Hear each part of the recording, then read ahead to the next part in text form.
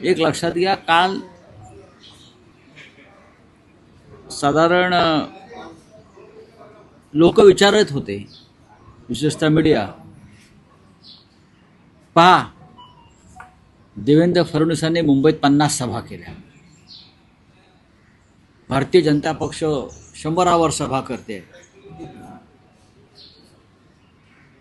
Eknath Shinde helicopter आणि charter घेऊन मुंबई ठाण्यात फिरत आहेत,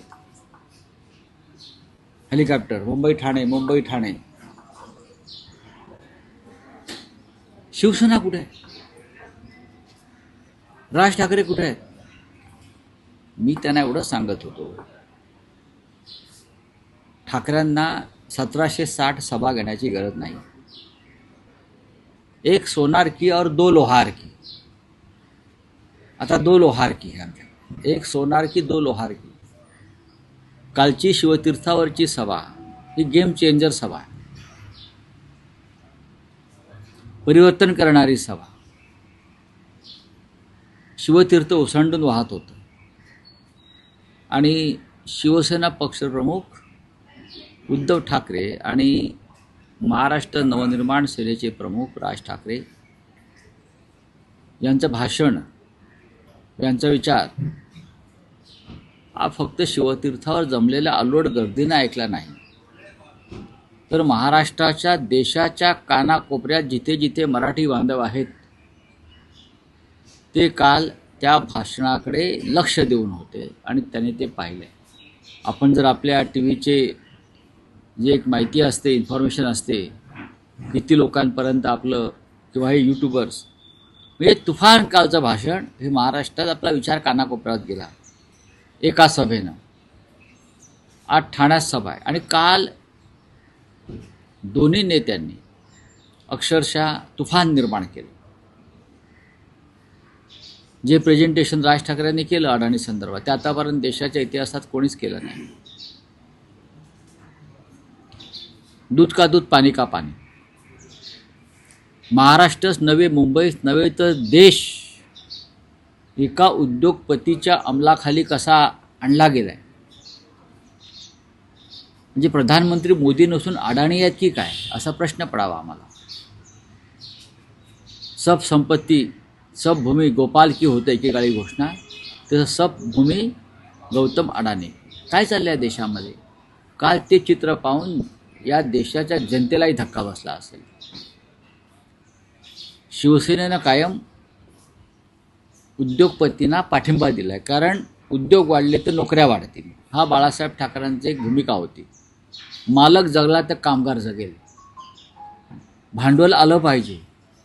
आम्ही भांडवलदारांच्या विरोधामध्ये कधीच नव्हतो, कारण भांडवल, गुंतवणूक ही जेवढी एखाद्या राज्यामध्ये येईल तेवढा रोजगार वाढेल, राज्याची आर्थिक स्थिती सुधारेल, राज्याचा विकास होईल. पण भारतीय जनता पक्षानं जी वन विंडो सिस्टीम केली एका उद्योगपतीसाठी, त्याला आम्ही विकास किंवा उद्योग म्हणत नाही, तर त्याला आम्ही लूट म्हणतो. लूट.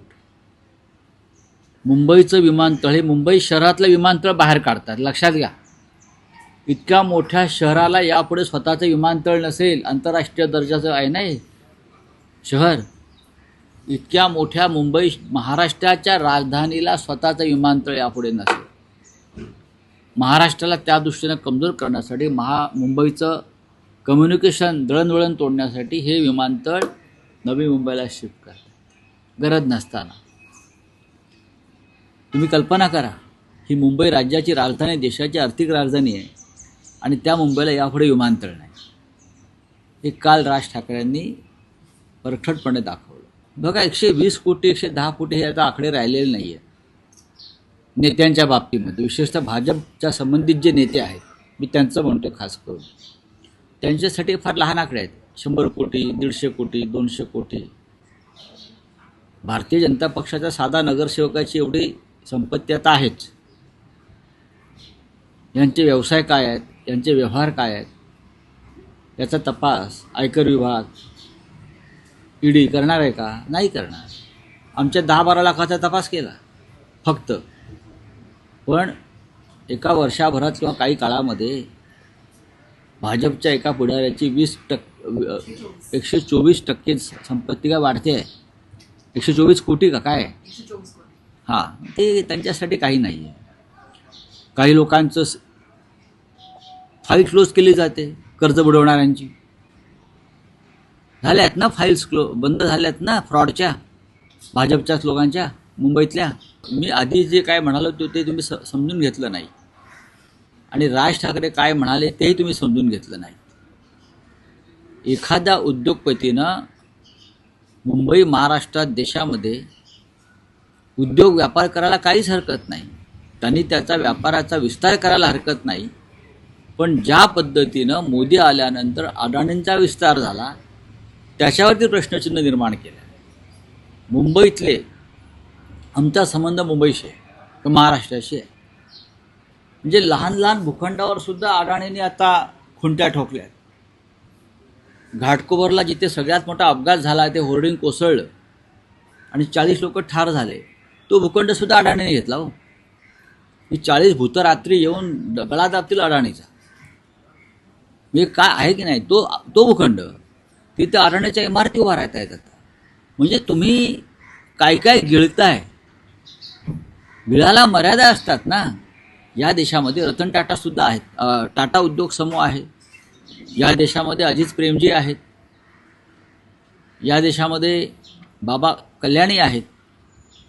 या देशामध्ये बिर्ला आहेत.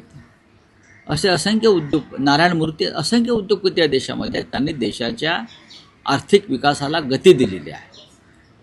महाराष्ट्रामध्ये मोठ्या प्रमाणात उद्योग व्यवहार व्यापार होत आहेत.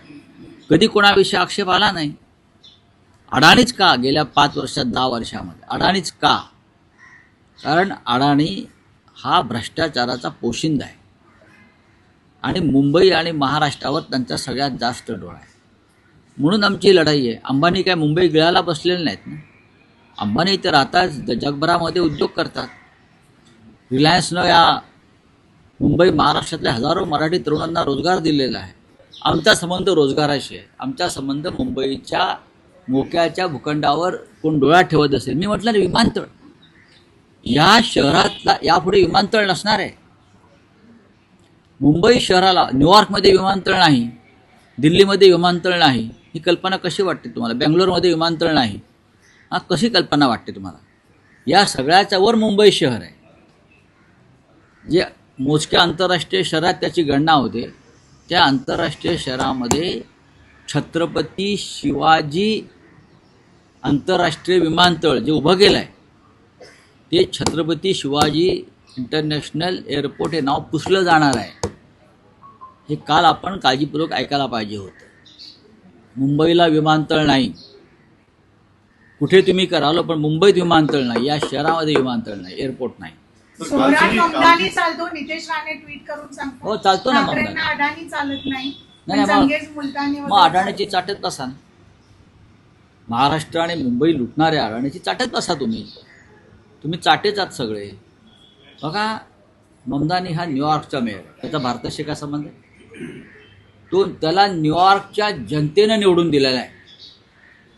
आणि अमेरिकेत तुमच्या लाडक्या ट्रम्पचं राज्य आहे. अभ्यास करा आंतरराष्ट्रीय विषयाचा. आणि ममदानीची आई मीरा नायर, हे नाव त्याला माहिती आहे का? विचार. ममदानीची आई मीरा नायर हे नाव माहिती आहे का? नाही.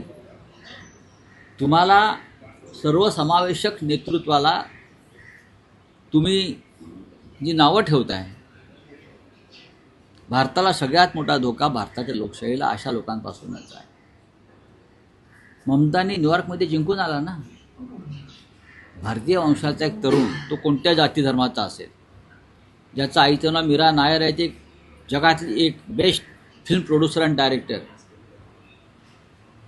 गुजरातचेच आहेत ना. हे त्यांचं मूळ गुजरातमध्ये आहे. माहिती आहे का त्यांना? काय माहिती आहे? त्यांचा अभ्यास आहे का? नाही. हे अर्धसंगी आहेत, ते पूर्णसंगी नाही आहेत. आणि अर्धवट डोक्याचे किंवा अर्धसंगी लोक असतात, हे जास्त डेंजर असतात.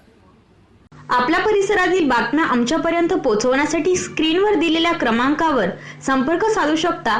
दूरध्वनी क्रमांक 8652414343.